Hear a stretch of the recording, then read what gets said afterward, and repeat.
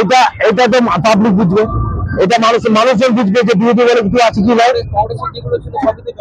এবার আমাদের মানজারুল ইসলাম ছিল সভাপতি, আমি ছিলাম সহসভাপতি।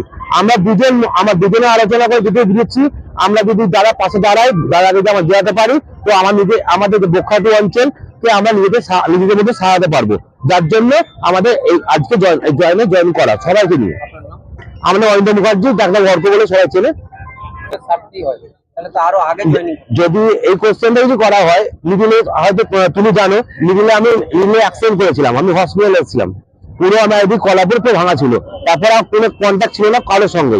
আমি রতনপুর এলাম, এই 2-3 দিন ধরে আলোচনায় বসলাম, ব্যাপারটা বুঝলাম। তাছাড়া কংগ্রেস থেকে পাচ্ছি, আগে কংগ্রেস থেকে পাচ্ছি, অনেক লেটে পাচ্ছি ঘোষণা করে। আমি আরো একটু উন্নতি করতে পারবো, এলাকা উন্নতি করতে পারবো, ওই ভেবে আমরা সবাই মিলে চারটে গ্রামের মেম্বার আর 300 ঘর, 300টা পরিবার আমরা সবাই আজকে জয়েন করলাম আমাদের এই সভাতে। আর বারান্দা জিন্দাবাদ আছে।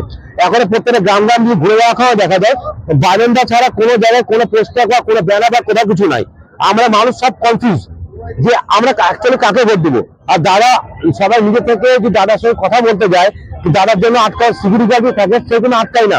এখন যে রানিং যে মেম্বার, এখন মেম্বার মানে এমএলএ জিতলেও না, তার সঙ্গে দেখা করতে গেলে এখন 4-5 করে পারমিশন নিতে হয়। যা ব্যবহার ভালো, যা মানসিকতা ভালো, আর যা মন